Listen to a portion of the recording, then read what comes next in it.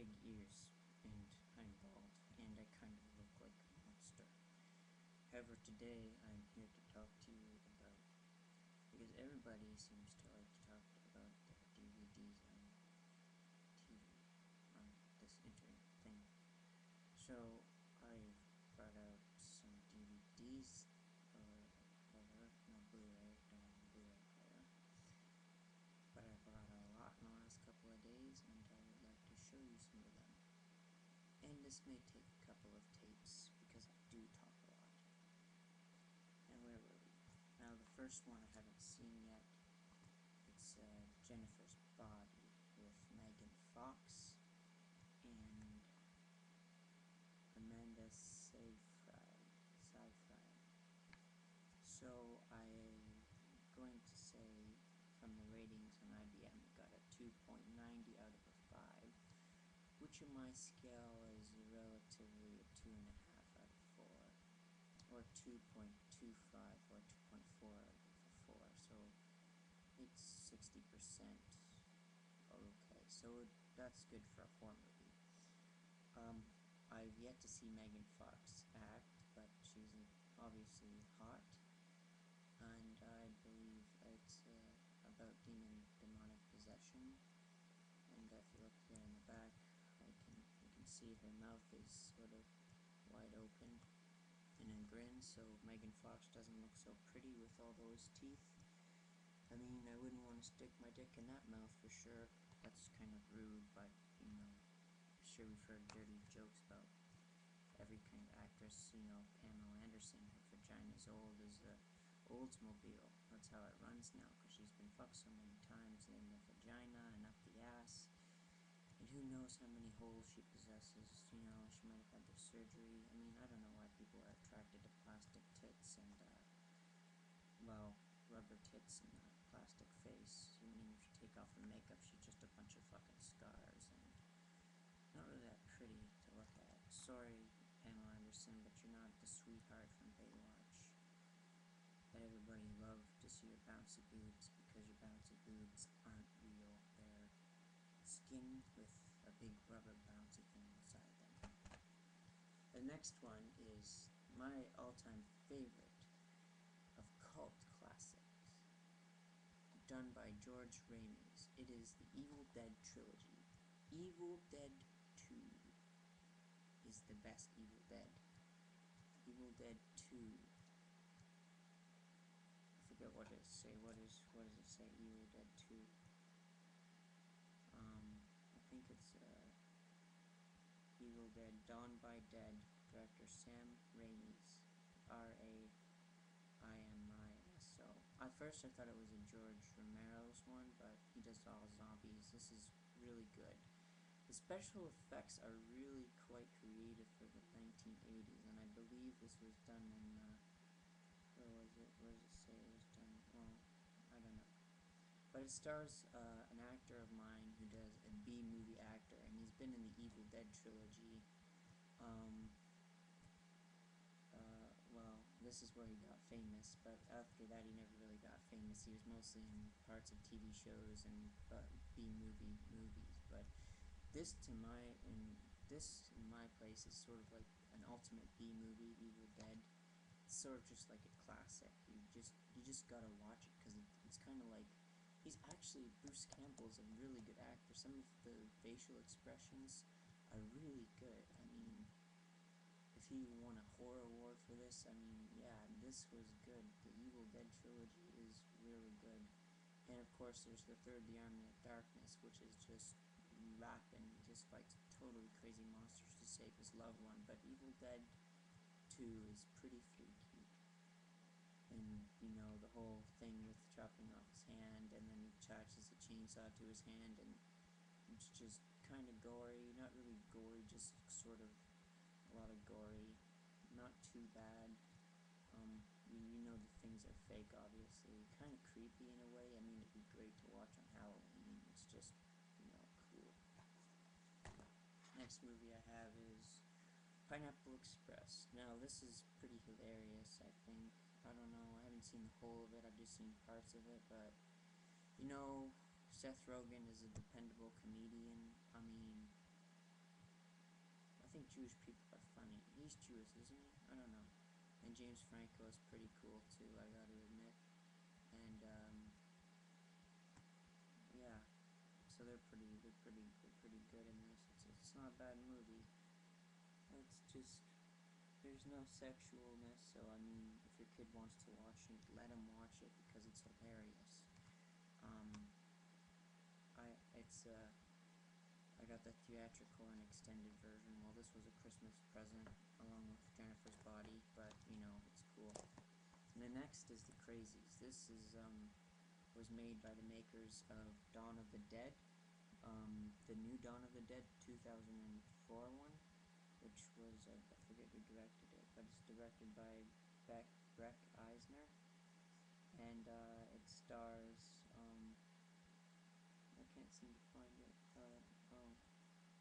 who's it star again, not big names, can't really pronounce them, Rodna Mitchell, Timothy Olyphant, Joe Anderson, Daniel Ann Baker. Never heard of these guys before, but I know the stuff is pretty crazy. It's gory, not really too bad, but it's kind of basically like a zombie epidemic. I mean, they do kind of become crazy and homicidal maniacs. They don't eat your flesh, but they do kill you with anything they can find, or they burn their farmhouses down. You know, it's pretty creepy in a way, and it's basically an epidemic of virus, and their eyes change color too, like zombies, and they just start freaking out and going nuts. And it's a good movie. Watched it online, but now I can watch it at home. Scream the Collection. Now, the first Scream was alright, but I think what Wes Craven did was he got money hungry and he said, perhaps I can make a sequel out of this, and a trilogy. And the other three were really bad, the other two are really bad, but I mean, I honestly like Courtney Cox. I think she's totally, I thought she was really hot and attractive and cute in this one. I like Neve Campbell. She's interesting. I remember in that. And with The Craft, she was really amazing. And I watched The Craft, and I got an autograph of, well, my dad had an autograph he gave to me. I don't know if he still has it anymore, but an autograph of the black lady that was one of the witches. So I mean, that's a pretty cool sentimental item. I used to have that up on my wall. I mean, she looked down on me as like she was my protective guardian angel. Kind of was kind of cool. But Scream is just, I'm sure you've all watched it. I mean, you know who it is in the first place, and I mean, it's not totally gory. It's just stab, stab, stab. It's not really creative or anything.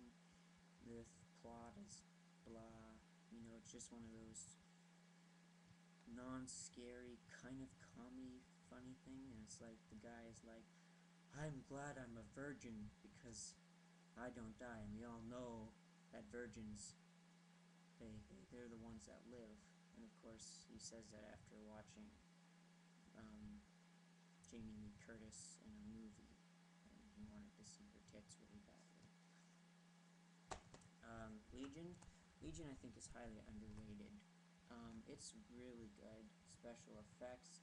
It sort of takes the whole religious aspect into a new thing. Like, what if God started possessing us? That's just interesting to me. If God started possessing us and he turned out to be like a demon-like creatures, and I mean, some of these creatures are like demons. I mean, the old lady is freaky. She's like, it's too bad it's gonna burn in hell. And then she bites her, and then she goes up the wall, and it takes 2 shots from a shotgun. The first one doesn't kill her, and then it takes 2 shots, plus the one that Dennis Quaid is in it, so you know, I like it. It's a good movie. The Zodiac. This is a great movie. It is one of my all-time favorite serial killer movies. Based on a true story, of course. I'm sure you know the story of the Zodiac Killer, who used symbols in his speech. Actually, he got his symbol from a watch, and they never found the true culprit. He was suspected of 45 murders, but we only see about 3 murders, well, 5 shootings, 3 murders in the scenes. The murder scenes are pretty intense.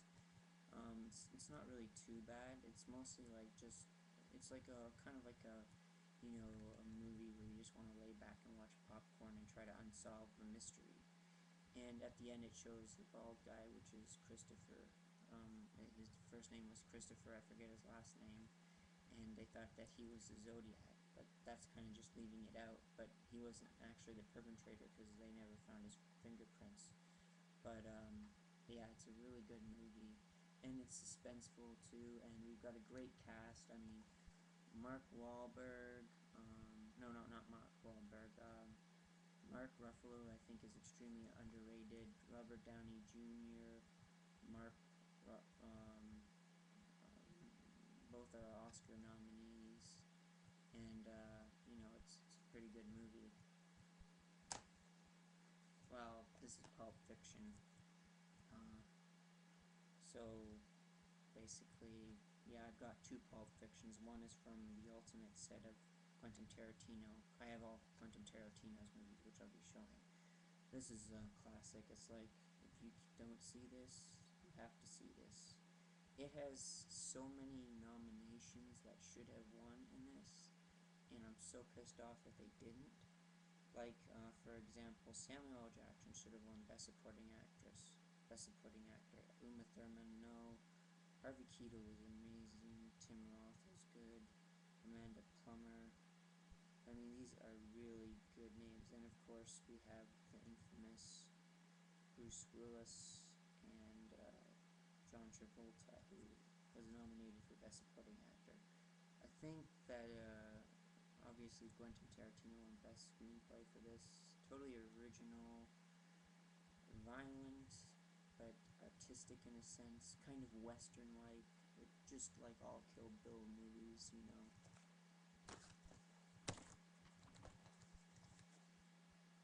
And now we come to try to get this done in 3 minutes so I have time to show you the other movies. What did something happen? Alright, hold on, just looking at something for a second. I think I forgot something. Oh well, I'll figure that out later. This is Ethan. This is my collector's edition Cohen. I bought it at HMV, which I now have a card for. I mean, I spent like $200 over there for the past 2 days. I've kind of gone on a binge there, but I'll tell you a little bit about the movies. Evidently, Billy Bob Thornton is kind of popular in these movies.